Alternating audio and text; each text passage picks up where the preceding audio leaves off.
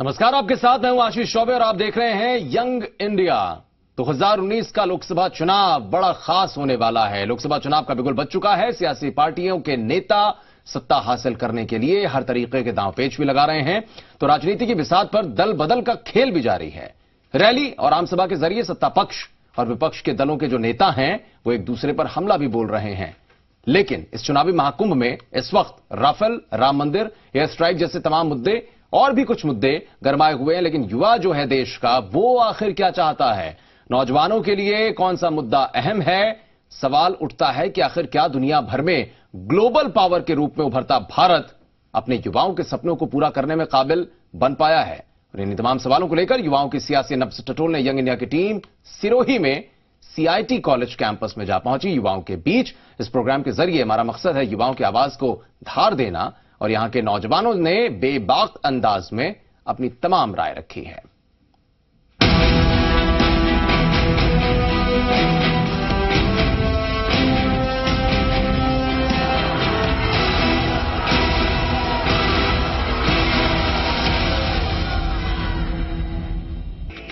देश में लोकसभा चुनाव को लेकर रणभेरी बच चुकी है। सियासी दल मुद्दों के आसरे एक बार फिर से चुनावी मैदान में सत्ता के शिखर पर पहुंचने की होड़ में हैं। राजस्थान के लिए आम चुनाव इस बार कई मायनों में खास है। मौजूदा हालातों में सीमा पर पाकिस्तान के साथ तनातनी का मुद्दा भी इस बार अहम होने वाला है। विपक्षी दल चुनाव में सत्ता पक्ष को पटखनी देने के लिए राम मंदिर, राफेल और इसके जैसे कई मुद्दों के जरिए सरकार को घेरने का प्रयास कर रहे हैं। वहीं सत्ता पक्ष पाकिस्तान के खिलाफ एयर स्ट्राइक पर सवाल उठाने को लेकर विपक्ष को कटघरे में खड़ा कर रहा है। इन सब के बावजूद 2019 के आम चुनाव में युवा वोटर्स की भूमिका सबसे अहम है। सत्ता पक्ष और विपक्ष के लिए भले ही ये तमाम मुद्दे मायने रखते हों, लेकिन नौजवानों के लिए कौन सा मुद्दा अहम है, ये बड़ा सवाल है। 2019 में नई सरकार से युवाओं की उम्मीदें क्या हैं? क्या युवाओं के सपने पूरे होंगे? इन सवालों के जरिए नौजवानों की सियासी नब्ज टटोलने यंग इंडिया की टीम आज सिरोही के सीआईटी कॉलेज कैंपस में युवाओं के बीच जा पहुंची। राजस्थान का आदिवासी बहुल इलाका माना जाता है सिरोही। सिरोही जिले में लंबे समय से पेयजल की समस्या है। जालोर सिरोही लोकसभा सीट पर बीजेपी के देवजी एम पटेल सांसद हैं, जो लगातार दूसरी बार जीतकर संसद पहुंचे हैं। सांसद देवजी पटेल की संसद में मौजूदगी 81.62% रही। देवजी पटेल ने कुल 562 सवाल पूछे और 196 बहस में हिस्सा लिया। सांसद विकास निधि से सांसद ने क्षेत्र में विकास के कामों के लिए संसदीय कोष का 60.8% खर्च किया है। इस सीट पर ज्यादातर बीजेपी का ही दबदबा रहा है। जालोर लोकसभा क्षेत्र में विधानसभा की 8 सीट आती हैं, जिनमें जालोर जिले की 5 और सिरोही जिले की 3 विधानसभा सीट शामिल हैं। विधानसभा की 8 सीटों में से 6 पर बीजेपी का कब्जा है। एक सांसद के तौर पर क्या देवजी पटेल नौजवानों की उम्मीदों पर खरा उतर पाए? इन्हीं तमाम सवालों का जवाब तलाशने चलिए सीधे चलते हैं अब युवाओं के बीच। नमस्कार, मैं हूं साकेत गोयल और यंग इंडिया में आपका स्वागत है। इस समय यंग इंडिया की टीम पहुंची है सिरोही जिले में और हम खड़े हैं आबू रोड के सीआईटी कॉलेज में। हमारे बीच में है युवा। इनसे जानते हैं कि आगामी लोकसभा चुनावों को लेकर ये क्या सोचते हैं, इनके विचार क्या हैं, क्योंकि इस आगामी लोकसभा चुनावों में युवाओं की भूमिका अहम होगी। इन्हीं को जानने के लिए हम इनसे 5 प्रश्न करेंगे और 5वां प्रश्न पर इनसे जानेंगे उसके जवाब कि ये क्या कहते हैं लोकसभा चुनावों को लेकर, इनकी सरकार से उम्मीदें क्या हैं। तो हमारा पहला प्रश्न होगा कि 2019 में ये देश में कैसी सरकार चाहते हैं। दूसरा सवाल होगा सरकार से आपकी उम्मीदें क्या हैं। तीसरा प्रश्न होगा आपके सपनों का भारत कैसा होना चाहिए।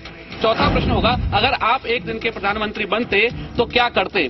5वां प्रश्न होगा आपकी कसौटी पर खरा उतरा या नहीं। इन्हीं 5 सवालों को जानने के लिए हम इनके बीच में पहुंचे हैं और पहले प्रश्न पर हम जाएंगे और पूछेंगे कि 2019 में ये कैसी सरकार चाहते हैं। आप 2019 में कैसी सरकार चाहते हैं? 2019 में मैं जो एजुकेशन को आगे बढ़ाए और लेडीज के लिए मतलब अच्छे लॉ वगैरह बनाए, जो भारत को डेवलपिंग कंट्री से डेवलप्ड कंट्री में बदल सके। मुझे ऐसी सरकार चाहिए जो वुमेन्स के लिए सेफ हो। ऐसी आप कैसी सरकार चाहते हैं? जो साइंस, टेक्नोलॉजी, कल्चरल, इन सब फील्ड में इंडिया को और आगे अच्छे से रिप्रेजेंट कर सके, और जो अभी फिलहाल टेररिज्म का जो चल रहा है उसको अच्छे से हैंडल कर सके अभी फिलहाल।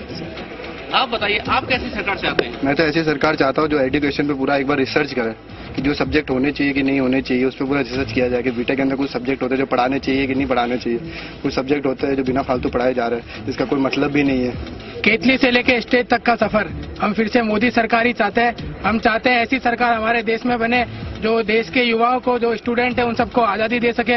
उनकी मर्जी हो जब वो कॉलेज जाए, उनकी मर्जी हो जब वो एग्जाम दे, और उनको पूरी तरह से फ्रीडम होनी चाहिए। सर मोदी सरकार चाहते हैं सर जो युवाओं के पक्ष में सर सरकार हो और युवाओं की बात सुने, और युवा के हाथ में होनी चाहिए सरकार। सर मोदी सरकार होनी चाहिए सर। हम ऐसी सरकार चाहते हैं जो कि हमारे देश में अलग अलग अवसर पैदा करे रोजगार के, जो कि आजकल हमारे देश में बेरोजगारी की जो कि समस्या बहुत बड़ी है, इसके लिए हमारे नए नए रोजगार के अवसर पैदा करे, ऐसी सरकार चाहते हैं। अब हमारा दूसरा सवाल है कि सरकार से इन युवाओं की उम्मीदें क्या हैं?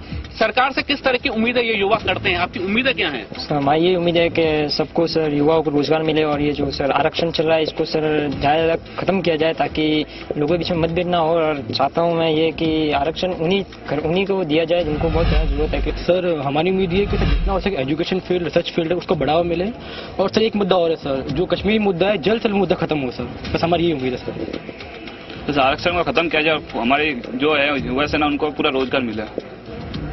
आपकी क्या उम्मीद है? सर हमारी सरकार से ये उम्मीद है कि जो इंडिया का टैलेंट है वो इंडिया में ही वर्क करे, फॉरेन में न जाए ज्यादा पैसे के चक्कर में। और जो मतलब इंडियन की टैलेंट है वो हिडन हो जाते हैं बिकॉज ऑफ आरक्षण की वजह से। तो हम चाहेंगे कि आरक्षण की वजह से, मतलब जैसे आर्मी में आरक्षण नहीं लगता वैसे किसी भी फील्ड में आरक्षण उस दर्जे पे दिया जाए जो पॉवर्टी लाइन है उसके अकॉर्डिंग आरक्षण मिलना चाहिए। और पहला तो एजुकेशन है, एजुकेशन को और बेहतर किया जाए, और जो भी मतलब आरक्षण तो पूरा खत्म होना चाहिए ये हम चाहते हैं, और जो मतलब मिले जिसको जरूरत हो उनको। जैसा कि सब बोल रहे हैं एजुकेशन तो बहुत इंपॉर्टेंट है, बट एजुकेशन को तो अच्छा सपोर्ट मिल रहा है पर रोजगार नहीं मिल पा रहा। हर इंसान एजुकेट तो हो रहा है पर उसमें नौकरी नहीं मिलेगी, तो एजुकेट करके क्या करेगा वो?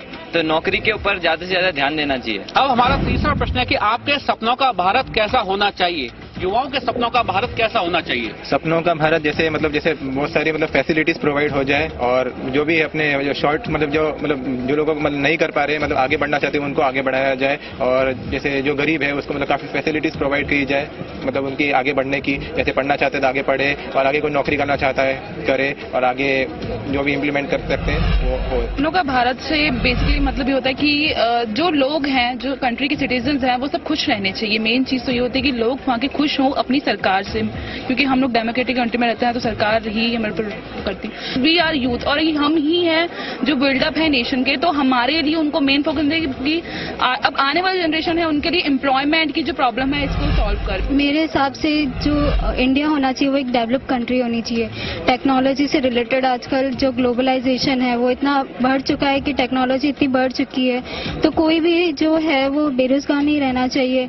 और जो पॉवर्टी जैसे बताया इसने कि पॉवर्टी बिल्कुल भी नहीं होनी चाहिए, मतलब कि सारे जितने भी पॉइंट्स है कि हम फुलफिल कर सके और एक इंडिया को एक बेटर कंट्री बना सके। ऐसा बोला जाता है कि जैसे भारत किसान और खेती में सबसे आगे, पर आजकल भारत के किसान है वो सबसे ज्यादा अपने आत्महत्या कर रहे हैं। तो मैं चाहती हूँ कि सबको इक्वेलिटी मिले, और जैसे रिजर्वेशन का बढ़ता जा रहा है तो रिजर्वेशन के हिसाब से ऐसा नहीं होना चाहिए, नॉलेज के हिसाब से लोग आने चाहिए। तो मेरा सपनों का भारत जहाँ पे लोगों के पास स्किल्स हो, वो रिजर्वेशन के बेसिस पे आगे ना बढ़े। मेरा सपनों का भारत ऐसा होना चाहिए। I agree with her. मैं भी यही बोलना चाहूंगी कि मतलब कि सबको इक्वलिटी मिले, किसी को ऐसा नहीं है कि कोई रिजर्वेशन के बेस पे ज्यादा आगे निकल जाए। आजकल एजुकेटेड स्टूडेंट सुसाइड इसीलिए कर रहे हैं। मेरा सपनों का भारत वो होना चाहिए जिसमें हर किसी के सपने पूरे हो। पहली बात तो आजकल लोग कह रहे हैं कि रिजर्वेशन है, गरीबी है, अमीरी है, माना सब है, लेकिन काबिलियत नाम की एक चीज होती है। जो काबिल होता है उसको सब कुछ करने को मिलेगा। आज की जो सरकार है, आज का जो युग है, उसमें जो काबिल है वो हर चीज कर रहा है। मैटर नहीं करता वो किस बैकग्राउंड से बिलोंग करता है, उसका वॉट एवर रिलीजन क्या है, does not matter. It's all about कि हर इंसान का सपना पूरा होना चाहिए। तो आई थिंक जो एक नई चीज होनी चाहिए इस नए भारत में वो ये होनी चाहिए कि हर किसी को मौका मिलना चाहिए। अब हमारा चौथा प्रश्न है कि यदि आपको एक दिन का प्रधानमंत्री बना दिया जाए तो ये क्या करेंगे? इसी को जानते हैं। यदि आपको एक दिन का प्रधानमंत्री बना दिया जाए तो क्या करेंगे? देखिए सर, वैसे प्रैक्टिकल पॉसिबल नहीं ये चीज है। अगर एक दिन का प्राइम मिनिस्टर बनता हूँ तो मेरी अपेक्षा यही रहेगी जितना कम से कम हो सके करप्शन उस दिन हो। और दूसरा ये जो कश्मीरी मुद्दा है, सबसे बड़ा मुद्दा है इंडिया का कश्मीरी मुद्दा। ये मुद्दा जितना जल्दी खत्म हो सके खत्म करने की कोशिश करूंगा। अगर मेरे को एक दिन का प्रधानमंत्री बना दिया जाए तो मैं एक यूथ कमेटी गठन करूंगा और यूथों की मतलब क्या है डेमोक्रेसी में मैं क्या चेंज कर सकता हूँ वो मैं पूछूंगा, क्योंकि यूथ है वही हमारा फ्यूचर है और जो यूथ बोलेगा वही होगा। सर अगर मुझे एक दिन का प्राइम मिनिस्टर बना दिया जाता है तो सबसे पहले जो हमारे देश का मुद्दा है वो है कश्मीर का। वहाँ पे आर्टिकल 370 इम्पोज कर रखी है सर, क्योंकि सर ज्यादातर देखते हैं कि कश्मीर में टेररिस्ट अटैक वगैरह हो रहे हैं सर। वहाँ पे इंडिया चाहते हुए प्राइम मिनिस्टर सर कुछ डिसीजन ले नहीं पाते, क्योंकि वहाँ का अलग कॉन्स्टिट्यूशन है, अलग राइट्स है वहाँ के। तो सबसे पहले जरूरी है कि 35A आर्टिकल्स में कुछ इम्प्लीमेंट करके और वहाँ पे 370 को हटाने की जरूरत है। आप बताइए, जैसे देश में दंगे हो रहे हैं, ये सब भ्रष्टाचार की वजह से, करप्शन की वजह से हो रहा है। सबसे पहले भ्रष्टाचार करप्शन इसको दूर करेंगे, इससे कि आगे जो पीछे है, जो कमा नहीं पा रहे वो कमा पाएंगे। भ्रष्टाचार जितना दूर होगा उतना होगा। जिस सपने को सोच कर जो संविधान बनाया था उस सपने को मैं पूरा करूंगा। सर मुझे एक दिन का PM बनाया जाए तो फर्स्ट तो मैं सर ऐसी एक कमेटी का जो करूंगा जो परमानेंट रहेगी और वो उसमें नए डेवलपमेंट और प्लस टेक्नोलॉजी का ध्यान रखेगी। और जो टेक्नोलॉजी के नाम पे जो जितने भी धांधली चल रही है, जो भी कॉलेज है खाली टेक्नोलॉजी के नाम पे, आर्ट्स कॉलेज के जैसे उनका रुख है, जो इंजीनियरिंग के नाम पे एक धब्बा है, तो उन कॉलेजों को एक जड़ में फिनिश करवा दूंगा ताकि देश का फ्यूचर बन सके। अब हमारा 5वां सवाल होगा कि आपका सांसद आपकी कसौटी पर खरा उतरा या नहीं, उन्होंने आपके क्षेत्र में कार्य किए या नहीं। आपका सांसद आपकी कसौटी पर खरा उतरा? नहीं सर, बिल्कुल नहीं सर। सड़कें सर अभी भी जैसी थी वैसी की वैसी ही है सर। लाइट ही नहीं है सर रोड के ऊपर। बेरोजगारी है सर। नहीं सर, जो जितनी उम्मीद थी उस वैसा काम नहीं हुआ सर। आप बताइए। हाँ सर, अभी भी बहुत कमी रह गई है। ऐसे काम तो किया है लेकिन फिर भी कमी है।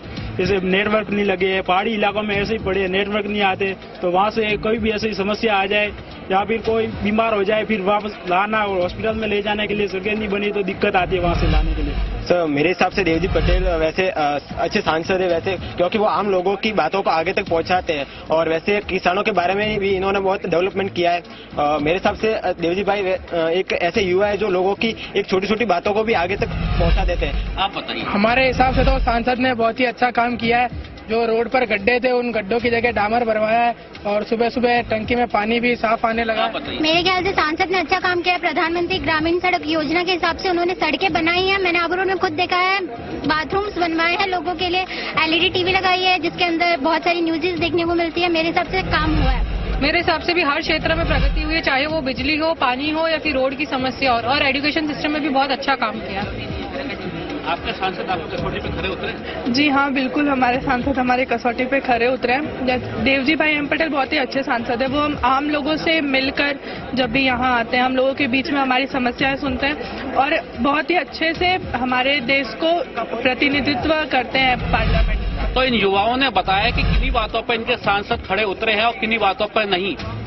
अब हम लेते हैं छोटा सा ब्रेक और ब्रेक के बाद फिर हाजिर होते हैं। खेती करते हैं उनके लिए तो ठीक है, जो खेती नहीं कर रहे सिर्फ जमीन लेके बैठे हैं उसी वैसी दूसरों को जो मजदूर बना के उनका काम करा रहे हैं, तो उनके लिए नहीं होनी चाहिए। ये शिक्षा अलग अलग ना होके सब जगह एक ही शिक्षा होनी चाहिए ताकि सारे के सारे जितने भी विद्यार्थी है वो एक दूसरे को ऐसे कंपेयर ना करे शिक्षा के हिसाब से।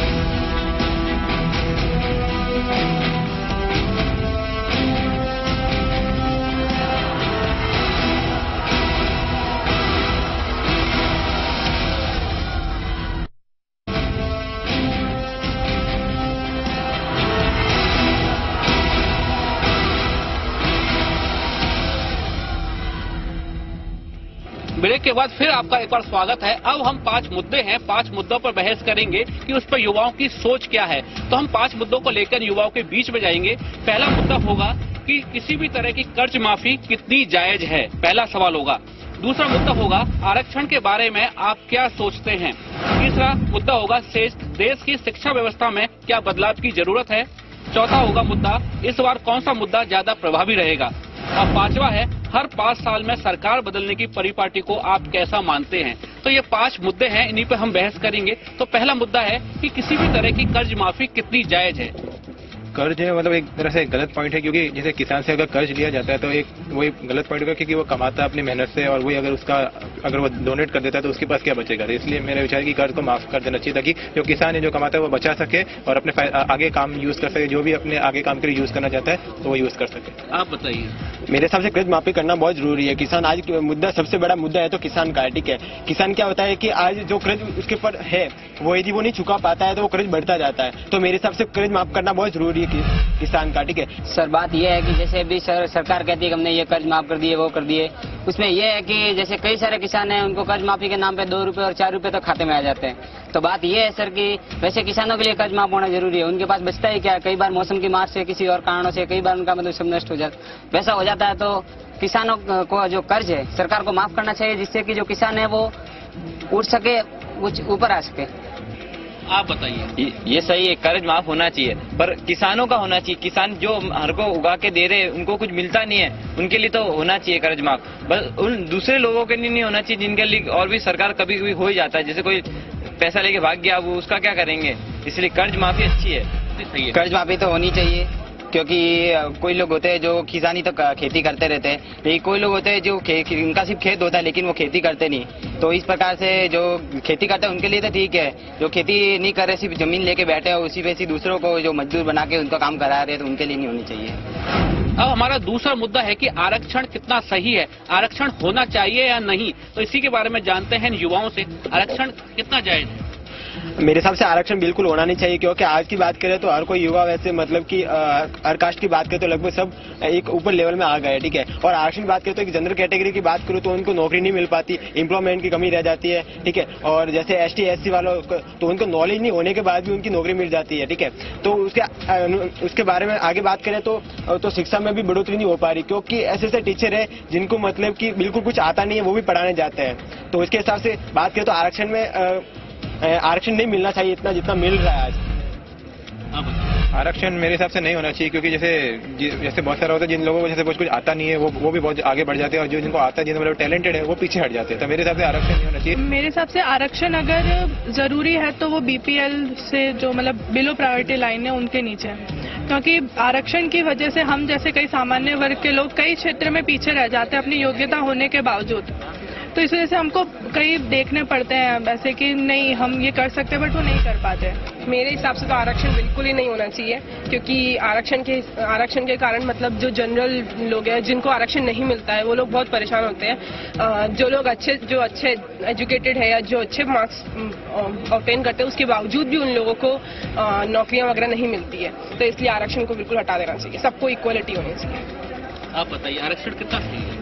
आरक्षण बिल्कुल सही नहीं, क्योंकि हमारे यहाँ पे जाति के हिसाब से आरक्षण दिया जाता है, जबकि जो BPL में उनको आरक्षण मिलना है। मेरे ख्याल से आरक्षण बिल्कुल नहीं होना चाहिए, क्योंकि आरक्षण की वजह से जो लोग अच्छा एजुकेटेड है या जो लोग बहुत पढ़ते हैं उनको जॉब नहीं मिलती है। तो जॉब्स मेरिट्स के बेसिस पे मिलना चाहिए, ये नहीं देखना चाहिए कि जाति के बेसिस पे मिल रही है जॉब। तो आरक्षण तो हटा ही देना चाहिए एक तरीके से। देश की शिक्षा व्यवस्था में क्या बदलाव की जरूरत है या नहीं।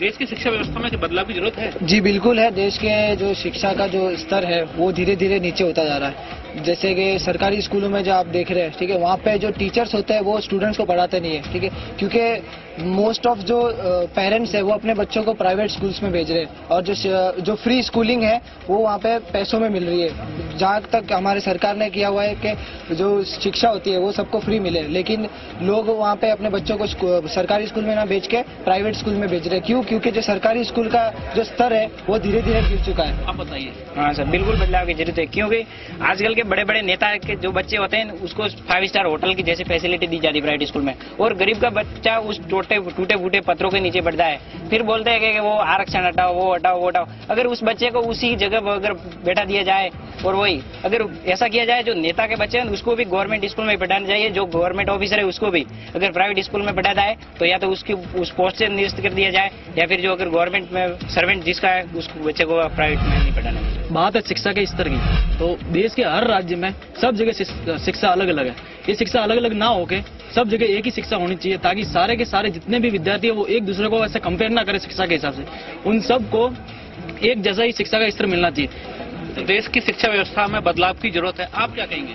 सर पहली बात तो मैं आपको बता दूं, इंडिया अंग्रेजों का गुलाम रहा है, तो उस वजह से लॉर्ड मैकाले ने इंडिया की जो पुरानी, इंडिया पहले विश्व गुरु कहलाता था, उसके पास सब जितने भी बड़े बड़े चिकित्सक थे और वैज्ञानिक इंडिया में ही जन्म हुए थे। तो अब हमारी शिक्षा व्यवस्था को ऐसा बना लिया है कि 9 तक गवर्नमेंट स्कूल में हर बच्चा पास होके आ रहा है, बट वो खाली पास ही हो रहा है। जब 10th में आता है तो उसे अक्षर ज्ञान या अल्फाबेटिक नॉलेज भी बिल्कुल नहीं होता, नील होता है। तो हमें वही एक चेंज करके जो हमारे जो मेन जो जितने भी ग्रंथ हैं उनको खाली लाइब्रेरियों में सजा के लिमिटेड रख दिया है, वो खाली देखने के लिए। बट आज भी अगर उनमें देखें तो बड़े बड़े जितने भी रिसर्च है, जितनी भी टेक्नोलॉजी है, उनके फॉर्मूले और बेस उन्हीं ग्रंथों में से निकलते हैं, जितने भी हमारे वेद है। मैं टोटली डिसएग्री हूँ उसकी बात में। मैं ये कहना चाहूंगी कि अगर गवर्नमेंट स्कूल्स में ही इतनी एबिलिटी हो या गवर्नमेंट स्कूल्स में ही इतनी अच्छी एजुकेशन मिले स्टूडेंट्स को, उतनी अच्छी फैसिलिटीज मिले जो प्राइवेट स्कूल्स में मिलती है, तो मतलब प्राइवेट स्कूल्स टोटली तरह से हट जाएंगी।